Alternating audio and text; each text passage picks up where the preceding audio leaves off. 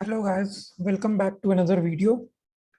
इस वीडियो के अंदर मैं आपको ये बताऊंगा कि जो वॉल्यूम प्लस प्राइस एक्शन के बारे में मैंने इतनी सारी डिटेल दी है, उसको यूज करके आप ऑप्शंस के अंदर आप किस तरीके से ट्रेड ले सकते हो, स्ट्रैटेजी कैसे बना सकते हो, बहुत हाई कन्विक्शन और कॉन्फिडेंस के साथ, बिना बहुत डरे कि अब क्या होगा। तो मैंने वही एग्जांपल ले रहा हूँ इंटेंशनली, जिसका वीडियो मैंने अपने चैनल पे भी दिया था। मैंने डाबर का एक ट्रेड आपको अगस्त के मंथ में दिया था, वो आप मेरे चैनल में देख सकते हो। वहां पे मैंने ये कहा था कि 3 दिन के अंदर अंदर हम लोग 1% पैसा कमाएंगे, एंड वी मेड एक्चुअली 1.2। और वो फिर मैंने रिजल्ट जो हमारा आया था उस ट्रेड का, जो हमारा प्रॉफिट आया था, उसका भी वीडियो मैंने बना के डाला था, तो आप मेरे चैनल में भी चेक कर सकते हो। एंड मैंने उसमें ये भी दिखाया था कि मैंने वो ट्रेड रिजल्ट के इमीडिएटली बाद में ले लिया था। अब मैं आपको इसके पीछे का थॉट प्रोसेस, कैसे मैंने स्टॉक को ढूंढा, क्यों मैंने डाबर को ही लिया उस समय, और क्या स्ट्रैटेजी बनाई और क्यों बनाई, 5 मिनट में मैं आपको ये लॉजिक बताऊंगा। और ये अगर आप समझ गए तो किसी भी स्टॉक में आपको ऑप्शंस में ट्रेड कब लेना है, ये आपके लिए बहुत सिंपल हो जाएगा। और ट्रेड कैसे लेना है और कब उससे एग्जिट हो जाना है, ये बहुत सिंपल हो जाएगा। तो डाबर जो स्टॉक है, इसका रिजल्ट आया था 3 अगस्त 2021। जब भी एक स्टॉक का रिजल्ट आता है, उसका आईवी, इंप्लाइड वॉलेटिलिटी, बढ़ जाती है, जिससे कि पुट्स एंड कॉल्स का प्रीमियम इंक्रीज हो जाता है। एंड हम लोग अगर ऑप्शन सेलर हैं, तो आईवी अगर बढ़ी हुई मिल जाए और उस समय पे हम लोग ऑप्शन को शॉर्ट करें, तो पैसा ज्यादा बनता है और जल्दी बनता है। ये बहुत इंपॉर्टेंट एक बात है। अब कभी भी अगर हम एक ट्रेड ले रहे हैं तो हम प्राइस एक्शन देखते हैं, करेक्ट? क्योंकि हमको ये मालूम होना चाहिए ना कि स्टॉक वहां से ऊपर जाएगा या नीचे जाएगा, तभी तो हम कॉल या पुट शॉर्ट करेंगे अकॉर्डिंगली। तो अब मेरे को प्राइस एक्शन में आना है, बट वॉल्यूम के बिना price action is incomplete.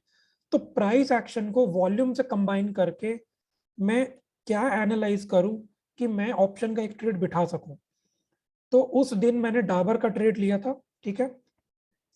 Dabur में देखते हैं उस दिन क्या हुआ। तो ये डेली चार्ट है, ये मैंने कर्सर को रखा हुआ है 3 अगस्त 2021। यहाँ एक बड़ी सी ग्रीन कैंडल बनी थी। ये कैंडल इसकी एवरेज प्राइस एक्शन के हिसाब से बड़ी थी। इसकी जनरल कैंडल साइज आप यहाँ पे देख सकते हो, इसमें छोटी कैंडल बनती है, कभी कभी बीच में बड़ी कैंडल्स बनती हैं, जैसे कि उस दिन यहाँ पे बनी थी। फॉर एग्जाम्पल, ये एक जनरल एवरेज से बड़ी कैंडल है, ये बड़ी कैंडल है, ये भी बड़ी है, ये भी बड़ी है, और ये भी बड़ी है, करेक्ट? तो ये चीज उस दिन हुई थी, रिजल्ट वाले दिन, 3 अगस्त। तो अब मेरे रडार पे डाबर आ गया, बिकॉज मैंने ये चेक किया कि डाबर में कुछ एबनॉर्मल हो रहा है। वॉल्यूम नॉर्मल से बहुत हाई है। अगर वॉल्यूम को कंपेयर करें तो ये पिछले 6 महीने 8 महीने में जो भी वॉल्यूम आई है, ये पर्टिकुलर वॉल्यूम, ठीक है, ये लगभग सबसे बड़ी वॉल्यूम आई है बाइंग साइड की कैंडल पे पिछले 8 से 10 महीने में। यानी कि डेफिनेटली इस दिन इस स्टॉक के अंदर कुछ ऐसा हुआ है जिसको अगर हम डी कोड कर लें तो यहाँ हम पैसा बना सकते हैं। अब मैं जाता हूँ इसको डी कोड करने के लिए 1 मिनट के टाइम फ्रेम पे, और जेन्युइनली मैं अब ये समझने की कोशिश करूंगा कि डाबर में 3 अगस्त के दिन क्या हो रहा था।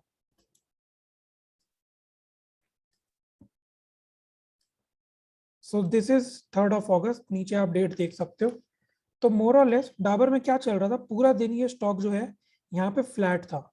एंड आई थिंक जब इसका रिजल्ट अनाउंस हुआ होगा, तब सडनली आप नीचे वॉल्यूम का डेंसिटी देखो। डेंसिटी मींस वॉल्यूम की कैंडल्स के साइज देखो, इतनी बड़ी बड़ी वॉल्यूम्स और इतनी देर तक इस पर्टिकुलर स्टॉक में आई। और स्टॉक ने क्या किया, फ्रॉम अ प्राइस ऑफ 601, ठीक है, प्राइस ने एक हाई बनाया 620 रुपए का, in a matter of 5 to 7 minutes, 5 to 8 minutes. और वो भी वॉल्यूम का साइज देखो, जो वॉल्यूम यहाँ पहले वाली कैंडल्स में, अब ये 1 मिनट पे बात हो रही है, 2000, 3000, 10,000, 13,000, 5,000, मतलब जो बेसिकली 2,000 से 10,000 की रेंज में वॉल्यूम आ रही थी, वो यहाँ पे आते ही सडनली आने लगी 232,000, यानी कि 2.25 लाख, 2,25,000। नेक्स्ट कैंडल पे 5 lakh, next candle 6.5 lakh, next candle again 5 lakh, next candle again 5.5, 3 lakhs, 5 lakhs। तो आप देख रहे हो लगभग 100 टाइम्स एक एक मिनट में वॉल्यूम आ रही है। इट मींस रिजल्ट में कुछ ऐसा बताया गया होगा या रिजल्ट के बेसिस पे कुछ ऐसा हिंट मिला होगा, ये वॉल्यूम बनाने एफआईआई डीआईआई जंप कर गए डाबर के अंदर। तो now how do we decode it, ये हमारा नेक्स्ट स्टेप। अब हमको ये मैच करना है कि वॉल्यूम अगर इतनी बड़ी ग्रीन कैंडल है और कैंडल भी हमारी ग्रीन है, मतलब बाइंग हुई है। मैंने आपको एक लॉ बताया था, law of effort versus result. अगर एफर्ट इतना डाला गया वॉल्यूम में तो प्राइस में वो रिफ्लेक्ट हो रहा है, हो रहा है।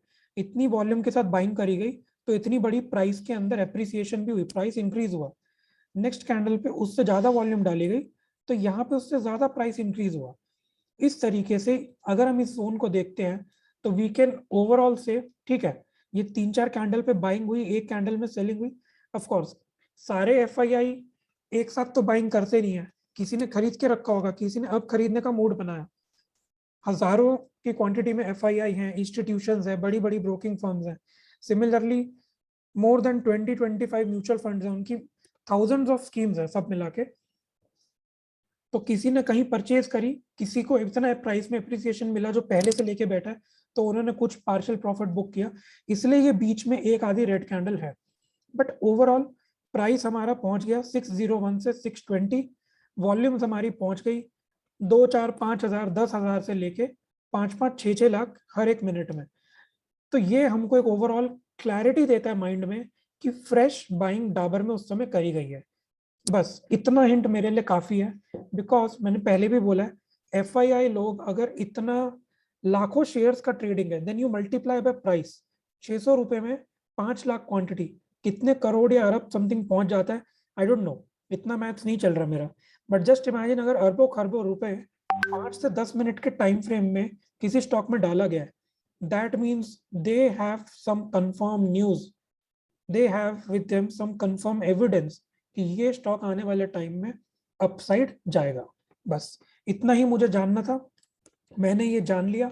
आई come back to one day. अब डाबर मेरे लिए फिक्स हो गया कि डाबर के अंदर एक अपसाइड मोमेंटम बनता है।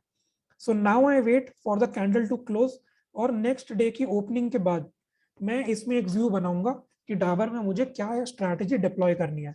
But next day continuously market kept on going down and down, और वॉल्यूम उतनी डाउन नहीं है, मतलब जितना बाइंग किया गया उतना सेलिंग नहीं है। मतलब प्रीवियस वीडियो देख के आप समझ चुके हो ये एक फॉल्स सेलिंग है। और यहाँ आती है हमारी क्लियर एक अपॉर्चुनिटी, जब हमें मालूम है कि 601 से 620 की रेंज में जेन्युइन बाइंग लाखों की क्वांटिटी में करी गई है। इट मींस वो लॉस में इसको नहीं जाने देंगे। अगर ये स्टॉक फॉल्स डाउनसाइड दिखा भी रहा है, वो अगेन इसको अपसाइड में ले आएंगे, और यही हुआ, ये आपको दिख भी रहा है। तो मैंने क्या स्ट्रैटेजी लगाई थी, अब मैं वो आपको दिखाता हूं। मैंने सिंपली इसमें एक चीज करी थी, पहले मैंने पुट को शॉर्ट किया बिकॉज इसके अंदर जेन्युइन अपसाइड की बाइंग करी गई है। ये प्राइसेस अब चेंज हो गए, वो स्ट्रैटेजी में प्रॉफिट बुक करके हम निकल गए। बट इसका ग्राफ कुछ ऐसा ही था, इसमें प्रीमियम हमको बहुत ज्यादा मिले थे उस समय, बट पोजीशन यही थी। तो व्हाट आई डिड, पहले मैंने पुट्स को शॉर्ट किया, क्योंकि मुझे पता है अगर ये फॉल्स ब्रेकडाउन दे भी रहा है तो मेरा लॉस कितना होगा, 2-4-10 हजार रुपए। एफआईआई जो लाखों में क्वांटिटी लेके बैठे हैं उनका लॉस कितना होगा, वो लॉस बुक करने आए हैं, डेफिनेटली नो। तो स्टॉक को ऊपर लाएंगे वो लोग वापस, now it is just a matter of time. तो मैंने पहले पुट्स को शॉर्ट किया था, दैट वाज 560, ठीक है। और क्योंकि स्टॉक थोड़ा नीचे गिर गया था तो मेरे लिए बहुत अच्छी अपॉर्चुनिटी है कि स्टॉक अगर ऊपर जाता है, अब मैं इसको थीटा डी के खाने के लिए बैठ जाऊंगा। तो मैंने पहले कंजर्वेटिव रहने के लिए 620 की कॉल बाय करी। मैं आपको दिखाता हूँ ये चार्ट कैसे बनेगा जब मैं बनाऊंगा। तो मैंने 2 लॉट पुट शॉर्ट करी, तो ग्राफ कुछ ऐसा था। फिर मैंने 620 का एक लॉट बाय किया, क्योंकि मेरा व्यू क्या है कि स्टॉक ऊपर जाएगा। तो पुट कॉल को लॉन्ग करने से ग्राफ इस तरीके से हो जाता है। But I am an option seller, तो मुझे थीटा डीके से पैसा कमाना है, ठीक है। So I shorted double the quantity of 630, उससे मेरी एक रेंज बनी 560 से लेके 641। डाबर इस समय कहां पे था, 588, और मेरी क्या रेंज बनती है 560 से 641। उस समय के प्रीमियम्स क्योंकि ज्यादा थे, तो माय रेंज केम अराउंड 560 से लेके 652। ये आप मेरे वीडियो में भी देख सकते हो, रफली यही मेरी रेंज बनी थी। एंड देन फर्दर ओटीएम जाके मैंने और एक्स्ट्रा कॉल शॉर्ट करी, उससे मेरे रेंज में कुछ खास चेंज नहीं आया, बट मेरा नेट प्रॉफिट जो था वो इंक्रीज हो गया था। और मैंने अपने प्रॉफिट बुकिंग के वीडियो में भी दिखाया था कि I booked 10,000 rupees approximately in my account in the Dabur का ट्रेड। ठीक है, तो मैंने बेसिकली अपने आप को रेंज दिया, क्योंकि ब्रेकआउट देके फॉल्स ब्रेकडाउन वो स्टॉक दे रहा है, यानी वो टाइम पास करेगा, जो कि इसने किया। थोड़ा थोड़ा टाइम पास इसने किया, एंड 4 दिन नीचे जाके 4 दिन के बाद पूरा का पूरा इसने जो हमारी ये रिजल्ट वाली कैंडल थी, रफली इसके प्राइस पे आके ये बैठ गया। तो ये जो इसने यहाँ पे इतने सारे वर्किंग डेज निकाल दिए, ऑप्शन सेलर को यही चाहिए। तो अगर एक ब्रेकआउट मेरी पकड़ में आ गया और उसके बाद वो दिखा रहा है फॉल्स ब्रेकडाउन, तो my mind should click as a trader कि मैं इस अपॉर्चुनिटी को कैसे ट्रेड करूं। तो मैंने ये स्ट्रैटेजी लगाई थी बहुत लंबी रेंज के साथ। Probability of profit was 85%। It is so huge. मेरा जो कैपिटल यहाँ पे लगा था that was around 3 lakh something. जो आपके लिए वीडियो में मैंने स्ट्रैटेजी बना के दी थी, उसके अंदर capital required was 1.28 lakhs what I remember. और 1.28 पे माय टारगेट वाज मिनिमम 1%, यानी कि 1280 रुपीज। एंड मैंने आपको उसमें दिखाया था कि अपने क्लाइंट अकाउंट्स में मैंने मोर देन 1500 रुपीज बुक किए थे, एंड मेरे अकाउंट में मैंने 10,000 रुपए से ज्यादा रुपए बुक किए थे। So this is the entire concept. ये चीज आप दूसरी जगह भी कर सकते हो, and I will show you how. ये बहुत सिंपल है, इतना इजी तरीके से मैंने आपको ये चीज एक्सप्लेन करी है। Just go for any good quality stock, any good quality stock जो बहुत ज्यादा वॉलेटाइल नहीं है, and then you need to do this simple thing again and again, again and again. आप कहीं पे भी देख लो जहां पे ब्रेकआउट के लिए बहुत बड़ी बड़ी वॉल्यूम्स आई हो, फॉर एग्जाम्पल ये विप्रो। तो विप्रो का यहाँ पे अगर मैं देखूं, पहले ये डेली पे है, आप वॉल्यूम देखो 6.58 मिलियन, 14.5 मिलियन, 10 मिलियन, 6 मिलियन, ये इसकी एवरेज वॉल्यूम्स थी। एंड इसकी एवरेज कैंडल का साइज देखो। और फिर एक टाइम आता है जहां पे मार्केट इतना बड़ा गैप अप करती है, 334 से नेक्स्ट डे का high 367, closing 359, almost I would say 7 to 8% का गैप अप के साथ क्लोजिंग मिला, with exceptionally high volume of 107 million. अगर एक ही दिन में प्राइस इतना भाग जाएगा तो वो इतना जस्टिफाइड नहीं है। हालांकि 2-3 दिन और प्राइस ऊपर गया अंटिल 380, विच इज 360 से 380, another 5% 6% स्टॉक ऊपर गया, and then it gave you a big consolidation. तो मेरी इसमें ट्रेडिंग अपॉर्चुनिटी कहाँ बनती? मैं इस कैंडल पे डेली अगर मैं निफ्टी 50 के चार्ट्स पे जस्ट 10-10 सेकंड दूंगा ना, तो मुझे मिल जाएगा कि कहाँ आज एक्सेप्शनल वॉल्यूम बाइंग हुई है या सेलिंग हुई है। तो इस दिन अगर मैं देखता कि इतनी एक्सेप्शनल बाइंग हुई है, now I would keep it on my radar, और मैं इसको चेक करता रहूंगा कि आने वाले दिनों में क्या चल रहा है। ठीक है, यहाँ भी अबव एवरेज वॉल्यूम है, price is up, nice, trending जा रहा है। यहाँ भी अबव एवरेज वॉल्यूम है, price is again up, correct, trending जा रहा है। Next day volume little above average but price similar range में क्लोज हुआ है। Next day volume has increased, price has fallen down, किसी ने पार्शियल प्रॉफिट बुक कर लिया। अब आई विल कंपेयर, 4 दिन तक मार्केट अप रही and my total volume is 107 million plus 55 million plus 53 million plus 36 million, यानी कि रफली 250 मिलियन की मेरी बाइंग हुई है, क्योंकि price was going up and volume was above average. अब मेरी सेलिंग एक दिन आई है 75 मिलियन राउंड फिगर, और प्राइस मेरा नीचे गिर गया। 250 मिलियन की बाइंग करके 75 मिलियन की सेलिंग हो गई, प्राइस जितना बढ़ा था रफली उतना ही गिर गया। इज इट जस्टिफाइड कि प्राइस अगर 10% ऊपर गया 250 मिलियन पे, तो 75 मिलियन पे 10% गिर गया? अगर उसको 10% का जेन्युइन ब्रेकडाउन देना था तो वॉल्यूम शुड बी 250 मिलियन। तब मैं ये बोलता कि जिसने बाइंग करी थी उसने बेच दिया। इसलिए I am using the word कि यहाँ पे वॉल्यूम ही नहीं है जितना प्राइस गिर गया, that is why it is a partial profit booking done by somebody else. And जिस आदमी ने या जिन इंस्टीट्यूशंस ने इतना प्राइस ऊपर लेके गए हैं, फ्रॉम 335 से लेके 380 तक, ऑलमोस्ट 8 से 10% जो भी ये लोग लेके गए हैं, 250 मिलियन का क्वांटिटी परचेज करके, वो लोग लॉस में नहीं आ जाएंगे अगर ये प्राइस इतना नीचे जाएगा? Now it is their duty again कि वो प्राइस को स्टैग्नेंट करें and then take it towards fresh high. लेकिन इसके बीच में इन्होंने कितना टाइम पास कर दिया, जस्ट इमेजिन।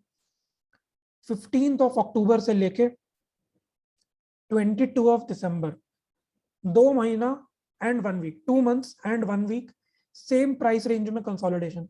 तो अगर मैंने ये वॉल्यूम एनालिसिस नहीं किया होता, how would have my chart been? क्या ट्रेड ले सकता हूं मैं अगर मेरे सामने उस दिन ये कंडीशन पे मार्केट बैठी है कि मार्केट ने ब्रेकआउट दिया गैप के साथ और मार्केट नीचे आ गई? आप क्या बोलोगे प्राइस एक्शन पे? Evening star, morning star, afternoon star, good morning star, बस bullish engulfing, bearish engulfing, rising three swords, triple white soldier.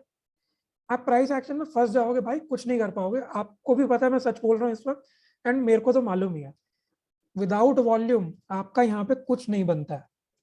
सिर्फ बनती है स्पेक्यूलेशन और ट्रेड को देखते रहना, and you pass it. Pass it means आप कोई ट्रेड नहीं ले सकते यहाँ पे विथ कॉन्फिडेंस।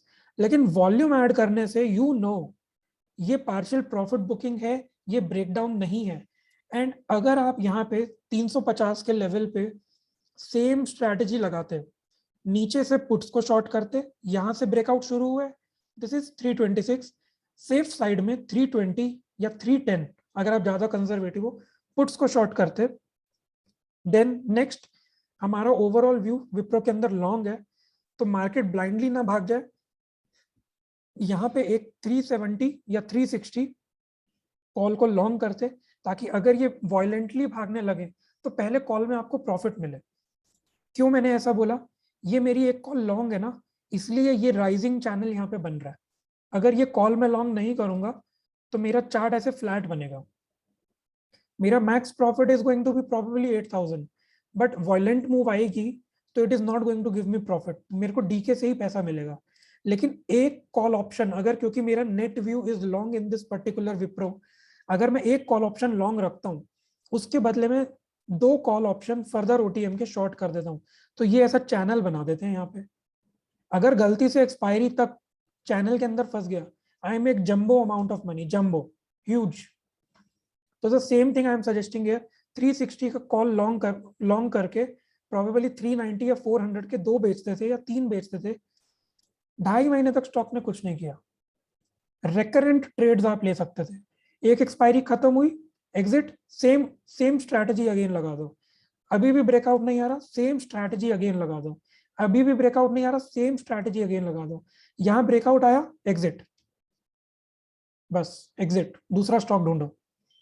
क्योंकि now you need to remember, जिसने पैसा लगाया था प्रॉफिट कमाने के लिए लगाया था, अब वो नया ब्रेकआउट आया, अब स्टॉक भागेगा। Simple enough. I don't think इससे सिंपल ऑप्शन डिप्लॉयमेंट किस टाइप के स्टॉक में कब करनी है आपको कभी किसी ने बताया होगा। There are so many strategies, I don't know what, weekly expiry का, मंथली एक्सपायरी का, फलाना ढिमकाना, बट उसको डिप्लॉय करने का एग्जैक्ट तरीका एंड कॉन्फिडेंस के साथ, the main thing is confidence के साथ, मुझे पता हो यार ये यहाँ से इतना ही करेगा। अब आप किसी भी स्टॉक में देख लेना जिसने इस तरीके से लंबा ब्रेकआउट दे दिया हो और उसके बाद ब्रेकडाउन दिया हो और उसने क्या किया उसके बाद, आप देख लेना and please comment in the videos.